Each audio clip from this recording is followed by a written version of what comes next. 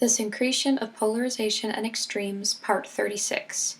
Argentina and Turkey. Needing a Sustainable Future in the Midst of Political Polarization. Transposing Emblem by Perin Shakir.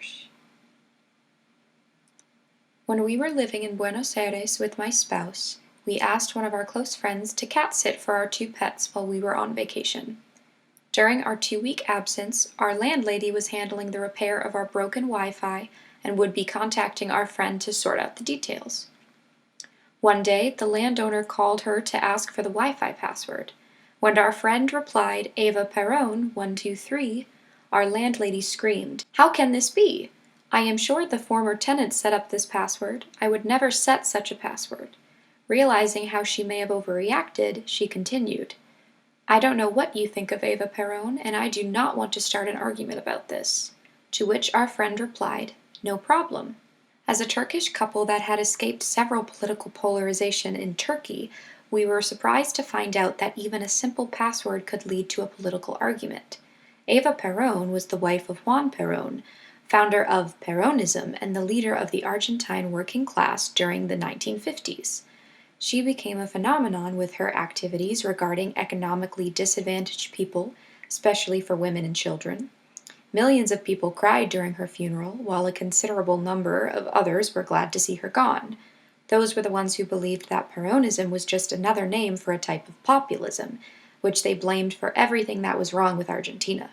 Peronism gained a foothold in the war against communism, but was interrupted by several military coups.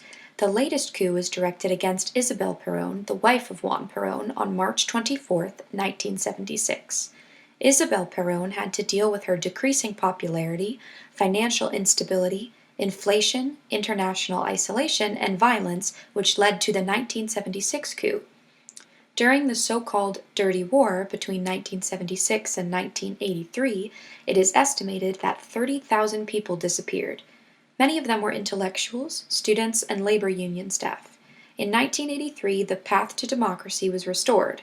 March 24th was declared the Day of Remembrance for Truth and Justice in 2006, and since then, thousands of citizens commemorate the victims of the military dictatorship. Mauricio Macri was elected as the president of Argentina in 2015 by gaining 51.4% of the vote. This marked the end of a 12-year Kirchnist period, which based its policies on supporting low-income classes and creating a national and independent economy after the big economic crisis in 2001.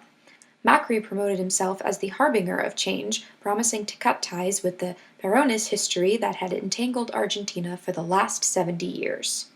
Many of Macri's supporters, who belonged to the middle and upper middle classes, perceive Peronism to be one of the historical problems for Argentina, as it promoted a populist culture and prevented the revival of Argentina.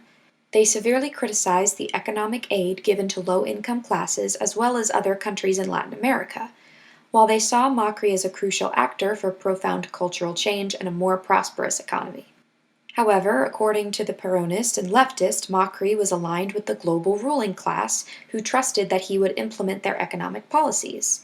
This caused a 1,000% increase in public tariffs, decreased retirement pensions, a 100% devaluation in 3 years, and a 60% interest rates without any decrease in the 40% inflation rate, and ultimately stagflation. Moreover, the reluctance of the middle class to provide free healthcare and education services to foreigners in Argentina is worrisome, as it would taint Argentina's image as a country welcoming immigrants. Deteriorating economic indicators, several mass demonstrations, and rumors about a possible return of Peronism in the 2019 elections have ignited deep debates on Argentinian asado gatherings, as social anxiety increases due to the lack of alternative paths in the short run. This level of polarization is not limited to Argentina. Turkey's Gezi protests in 2013 were wildly supported by the middle class in order to raise a voice against Erdogan's increased authority.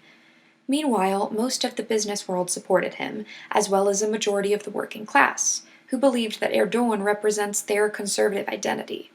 The coup attempt in 2016 and the constitutional referendum in 2017, where Erdogan claimed victory by receiving 51.36% of the vote, hastened the deepening of polarization. The economic crisis in 2018 dramatically decreased any hope of reorganizing a stable and harmonious society in the short term. Yet polarization can also be found in the Western world. The UK decided to leave the European Union in the Brexit referendum, and Donald Trump defeated Hillary Clinton in the United States. Those results are enough to demonstrate the lack of consensus in societies, and many people starting to question whether gaining 50% of the vote is enough to create a new establishment without disregarding the concerns of the others. One of the side effects of polarization is alienation. While those who hold on to power feel like champions in a football game, the other party loses its sense of belonging. Communication problems, lack of trust, the inability to use empathy, prejudices, and shaming cause the polarization to deepen while blocking a truly pluralist approach. Polarized societies spend too much energy on a zero-sum game where both parties are negatively affected by the consequences. People, countries, and nature lose precious time for the establishment of a sustainable living environment in such a context.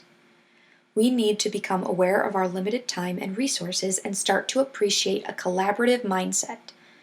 This does not just apply to Argentina, but also Turkey, the UK, the US, and the rest of the world.